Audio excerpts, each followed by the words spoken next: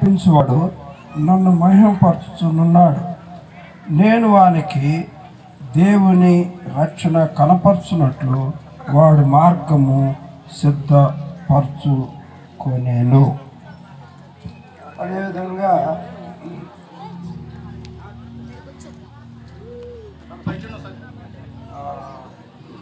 30వ కీర్తనలో నేను 3 మాటలు చెప్పి ముగించుతాను. ఎందుకంటే అందరూ కూడా ఉన్నారు.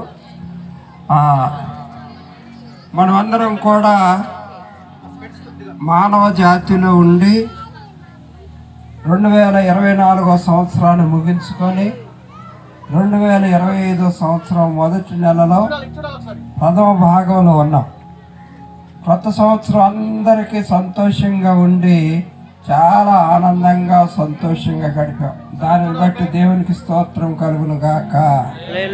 గట్టి చెప్పాలి, దేవునికి స్తోత్రం కలుగును గాక.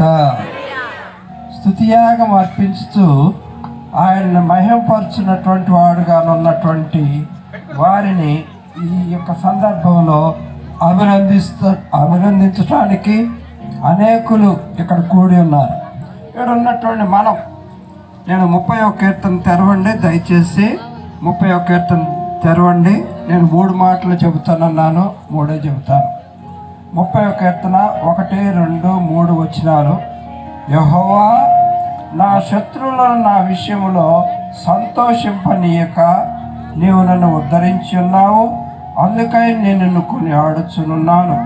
యెహోవా నా దేవా, నేను నీకు మొరపెట్టగా నీవు నన్ను స్వస్థపరిచితివి. యెహోవా పాతాళము నుండి నా ప్రాణము లేవదీసితివి. నేను గోతిలోనికి దిగకుండా నీవు నన్ను బ్రతికించితివి. దేవునికి స్తోత్రం కలుగును గాక. దేవునికి స్తోత్రం కలుగును గాక. నేను 3 మాటలు మీరు అందరూ చెప్పాలి, అందరం కూడా చెప్పాలి.